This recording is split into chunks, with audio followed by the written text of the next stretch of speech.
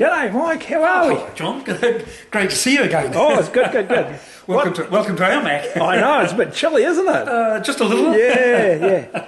So what do we got here? Well, this is a terrific model of a Canberra bomber that was made from solid wood by Mr. Brian Purdy, who's an ex-Air Force chap, and he carved this and made it.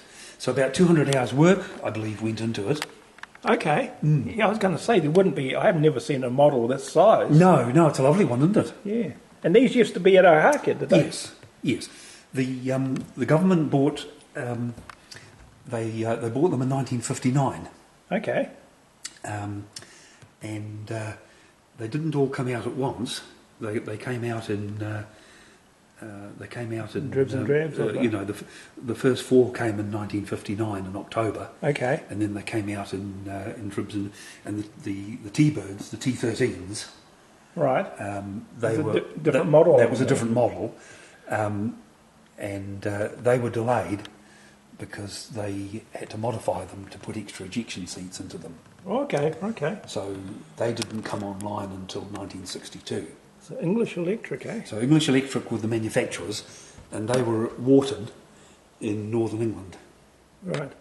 And the model that we got was called the BI-12.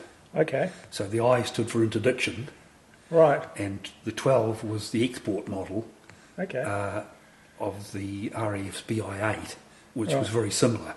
The only difference was that the New Zealand ones, they had autopilot, and they had UHF radio as well as VHF and HF. Okay.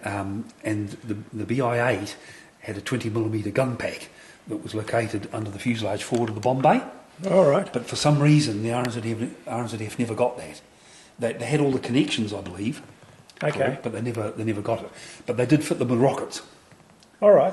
And when they went on overseas Vanguard exercises, they'd have tip tanks, so they had extra fuel tanks on the for the wing distance. tips. Yes. So the BI-12 was it was quite a unique design because it had an offset canopy, and that was to give better visibility to the pilot. It is offset, isn't it? Mm. And the guy that carved this, he had some dealings with it, did he? He was safety and surface.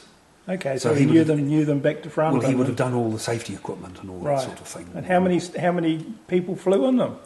The pilot. Oh, there were a lot of pilots. Well, the crew. There was a crew of two. Okay. So you had a pilot and a navigator. Okay. The pilot had an ejection seat. The navigator didn't. Oh. So the navigator would have to jettison the side door and then bail out. But you could only do that at altitude, you see. Okay. The pilot could eject, but it wasn't a 0-0, what they call a 0-0 seat like today. It was a Martin Baker seat. I think it was a Mark II seat. But he could only get out at 90 knots. And if he was if he was higher than 900 feet, if he was lower than 900 feet, he couldn't get out, even with an ejection seat. Wow, what a story! What a part of New Zealand's history. Mm. Oh, thanks very much. So they had altogether they had 11 BI-12s. Okay. And 2 T-13s. Right. And that was the whole fleet. That was the fleet. Yeah. And they lost two. They lost 2 BI-12s in service. Okay. And whereabouts was that? One was making an asymmetric approach, landing to Christchurch International Airport. Okay. And it flamed out. They had one engine shut down and the other one flamed out, so they belly landed. The navigator was badly injured. The aircraft was a write-off.